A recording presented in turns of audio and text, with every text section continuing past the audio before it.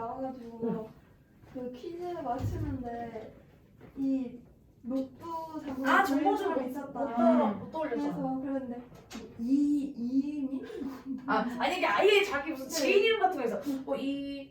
영호? 이준이었다. 뭐 여기 아예 다른 이름이었어. 저. 그럼 완전 다른 이름 한 그 거죠. 사람 되게 똑똑한 사람 아니었냐? 그 수능 금지에서 누군지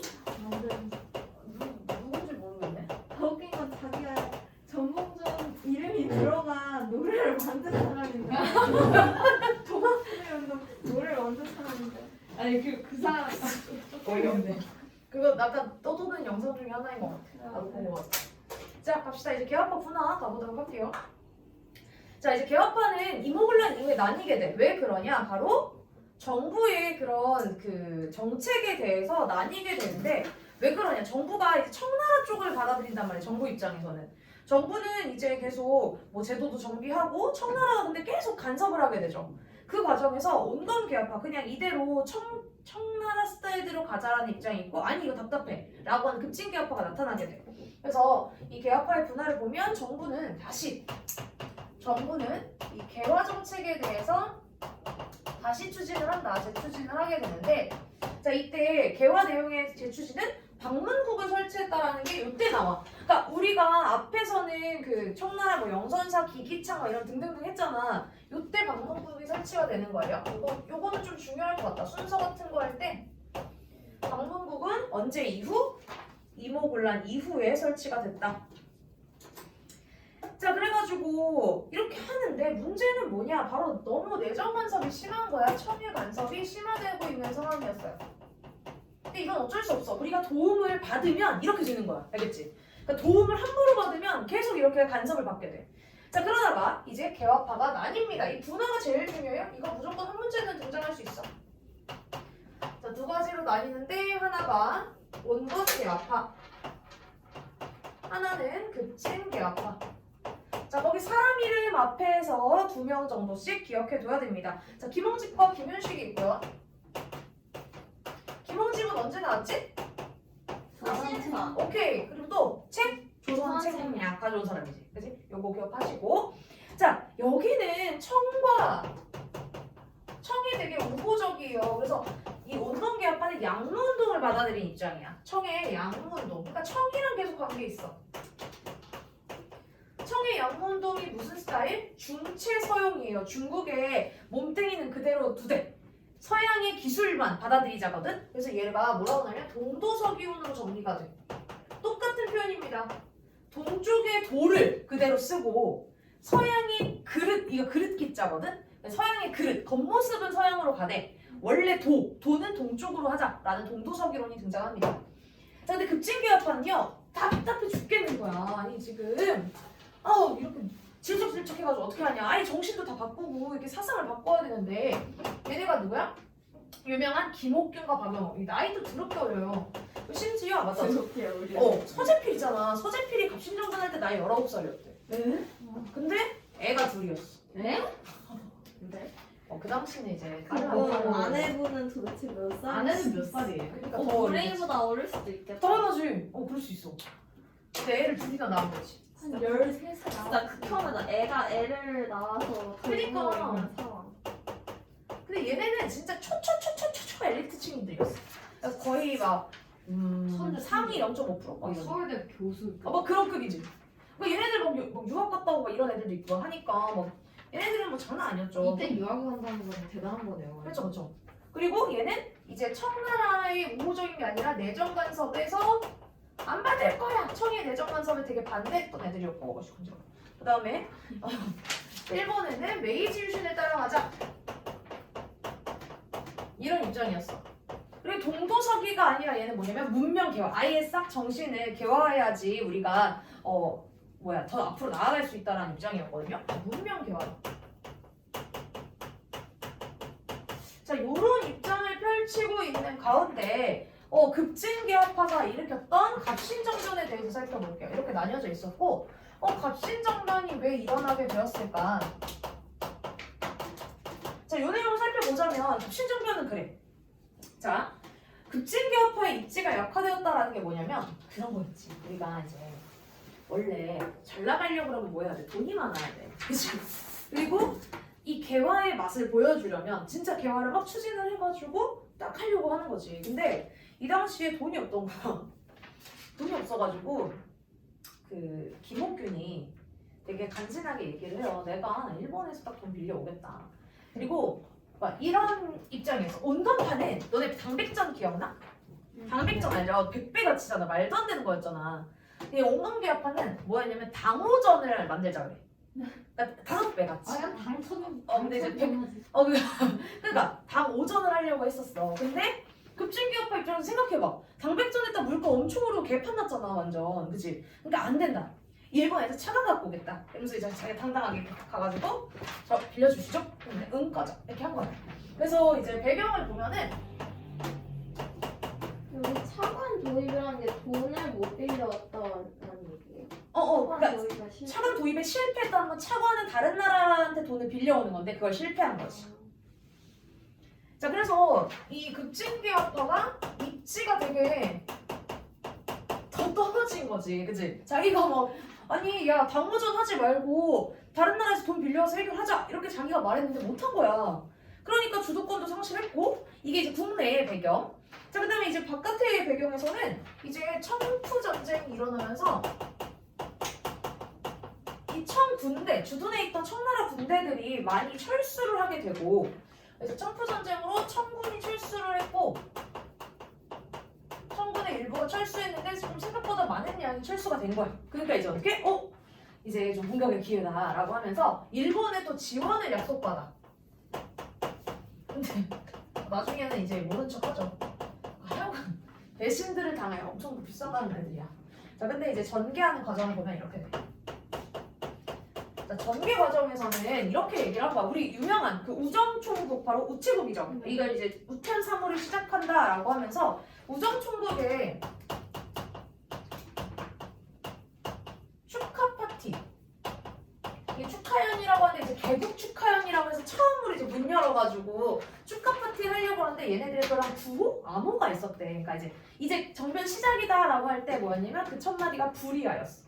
그러니까 자기들이 불 질러놓고 불이야 이렇게 외치면 이제 정변이 시작이 되는 거거든. 그래가지고 이제 여기에서 불이야를 외쳐요. 그러고 나면 어떻게 하냐면 김옥균이 이렇게 총총총총 가가지고 이제 고종한테 아니 이러면서 이제 얘기를 하는데 지금 난리가 났다. 이게 안전한 곳으로 피신하셔야 됩니다. 그래서 짱떡궁에 있는 애들 이렇게 데려다가 경운궁에다가 옮겨놔. 그러니까 근데 이번에 그러니까 강의에서 들었던 내용은 그거더라고. 이렇게 물어봤대.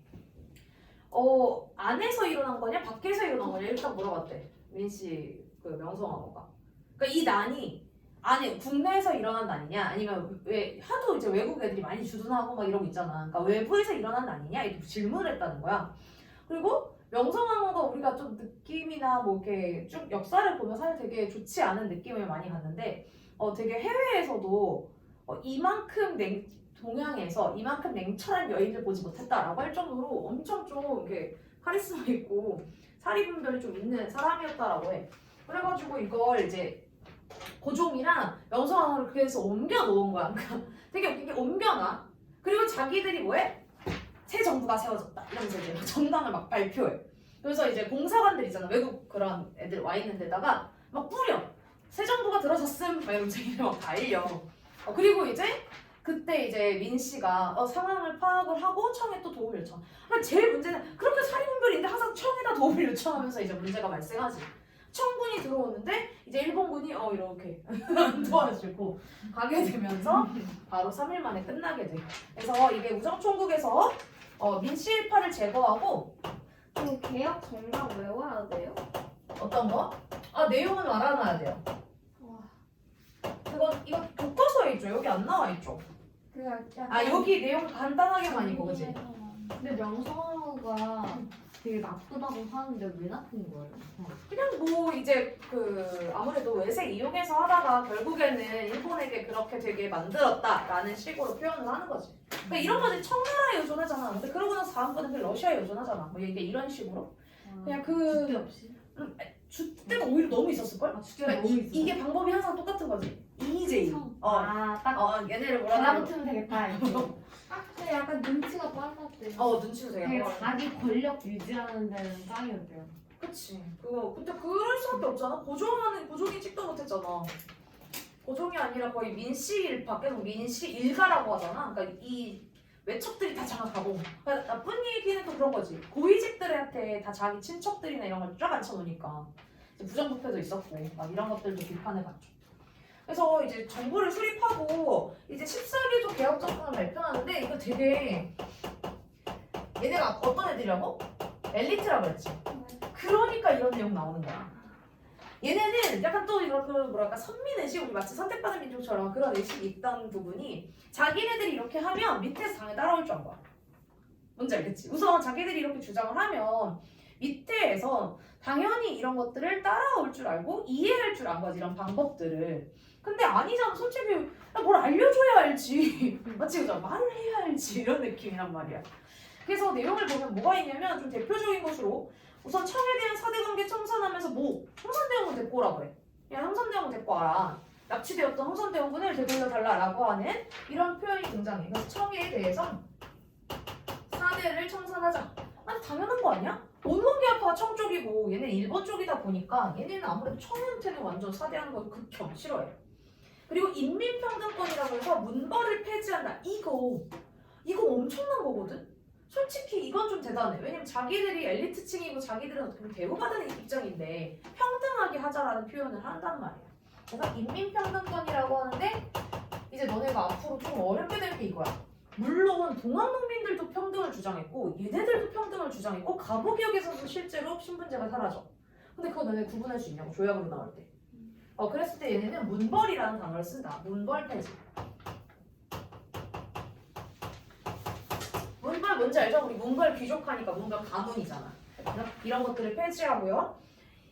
얘네 엘리트 가장 큰 한계가 바로 이건 거야. 바로 지조법입니다. 이게 되게 중요해. 지조법이 뭐예요? 이게 지조법이 땅에 대한 조세야. 세금이야, 세금. 그러니까 세금 깎아주는 거야. 알겠지? 땅에 세금을 깎아줘. 근데 문제가 이거야. 동학농민운동들을 보면 토지 제도를 막 나눠주자 이러거든. 토지 분배를 얘기해. 그러니까 진짜 농민들의 생각은 토지를 분배받고 싶어해. 그러니까 내 땅이 필요한 거거든. 근데 얘는 엘리트잖아. 잘 모르는 거야. 그러니까 이런 거지. 땅 좀 깎아주면, 세금 깎아주면 좋아하겠지. 이렇게 생각을 한 거지. 얘네 내용은 이거야. 이거 그래서 요걸로 많이 나와. 이게 오답선지로 많이 나오는 게 이 지조법을 밑줄 치고 토지 제도나 이게 뭐 분배, 토지 분배 이거 아니라는 거야. 이거 조세 제도야. 알겠지? 세금을 깎아주는 거야. 토지에 대한 세금을 깎아주는 거지 뭐 토지 제도와 관련된 내용은 아니라는 거. 그래서 밑에 사람들에게 이제 지지 같은 것들 많이 얻지 못하지. 그리고 재정을 일원화하자, 하나로 하자. 이거는 되게 중요해. 재정 일원화는 나중에 반영이 돼. 언제? 가부기역 때 반영이 되죠. 그러니까 재정을 한 곳에서 관리하자는 거야. 재정 일원화가 교과서에 있는 호조에서 관할하라고. 맞아. 이제 호조를 하자라는 거지. 자, 그래서 이런 것들을 보면 느낌이 오나요? 뭔가 재정의 일원화라든지 나중에 뭐 이런 인민평등이라든지 위로부터의 개혁이 나중에 가부기역에 반영돼. 이런 부분들이 많이 등장하게 될 거야. 여기에서 이런 내용들이 나중에 가부기역에 반영되고 그 다음에 나중에 동학농민에서 이렇게 얘기했던 게 나중에 가부기역에 반영되고 그러니까 얘네들은 위로부터의 개혁이죠. 위로부터 이렇게 내려오는 개혁인 거야. 자, 그 다음에 이 재정 일원화도 이래. 재정의 일원화를 하기 전에는 어떻게 했냐? 그냥 우리 그런 거 있잖아. 각 그 지역들마다 뭐 분야마다 다 돈 따로 관리해. 그러면은 이거를 통틀어서 뭐 국가 재정이 얼마고 이런 것들은 계산이 안 됐거든. 근데 이제 이걸 일원화시키자라고 얘기를 하고 너무 당연한 얘기죠. 내각 중심의 정치란다. 내각 중심. 이거 뭐야? 오늘 내각 책임제 이런 거 들어봤지? 내각 책임제가 뭔데? 다수당이 다수당의 총리가 뭐 하는 거야? 내각을 만들어서 마치 정부처럼 이렇게 하는 거란 말이야. 우리는 대통령 따로 뽑고 예를 들면 어때? 대통령을 따로 뽑고 국회의원 따로 뽑잖아. 근데 그게 아니라 원래 이제 내각 쪽에서는 우리가 국회의원 대표를 뽑아. 그럼 많이 된 쪽 당에서 얘네가 이제 선출을 해가지고 정부를 구성하는 거야. 알겠지? 근데 이런 내각 중심, 그러니까 의회를 되게 중요시 여기는 정치가 되는 거지. 자, 그럼 자 국왕이 마음대로 하는 것들을 막았다. 근데 문제는 뭐야? 청군이 몰락이 먼저 올라. 그냥 여기 이렇게 하고 청군이 진압하죠. 결국 또 청의 진압으로 인해서. 그래서 이 표현 많이 들어봤을 거야. 3일천하. 그죠? 이 3일천하가 나오면 아 이거 갑실정변이구나 라고 알아두면 돼. 왜?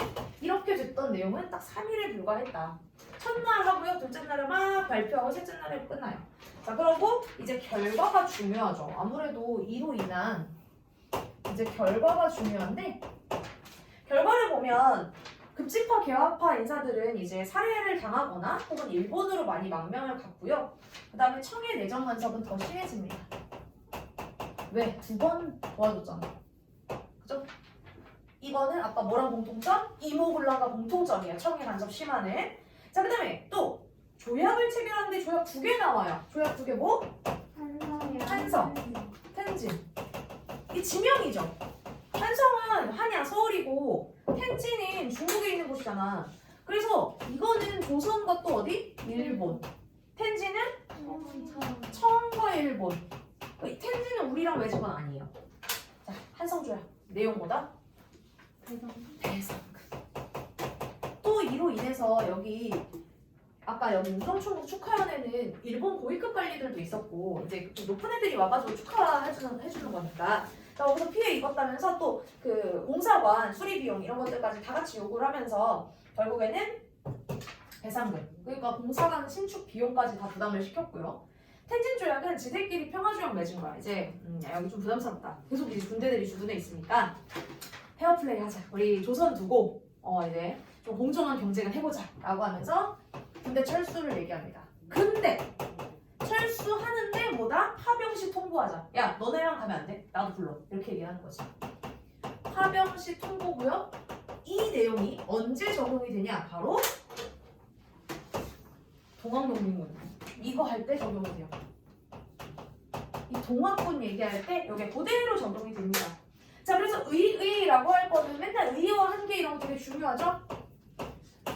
의는 처음으로 몰리게는 내각 중심 정치와 입헌군주제를 주장하잖아. 그러다 보니까 최초의 정치개혁 운동이야.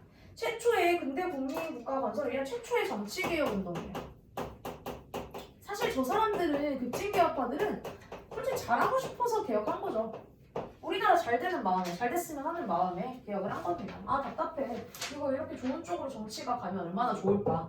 근대적인 운동이었고요. 한계점은 당연히 엘리트들만 하고 이 사람들의 지지 얻어가지고 이렇게 다 같이 우리 한번 추진하자가 아니라 자기 그 소수들만 움직였잖아. 그지? 일본에 도움 요청하고. 그러니까 일본에 너무 기댔고 민중의 지지를 못 받았어요. 제일 크죠. 민중의 지지를 받지 못한 운동은 거의 성공하기가 좀 많이 힘들어. 민중 지지 못 받았고 일본에 의존했다는 점. 야, 니들 걸 믿어야지 일본을 믿어야지. 자, 이런 모습이 나타나게 됩니다. 그다음에 이제 마지막 우리가 이거 체크해보도록 할게요. 코 사진 찍어야지.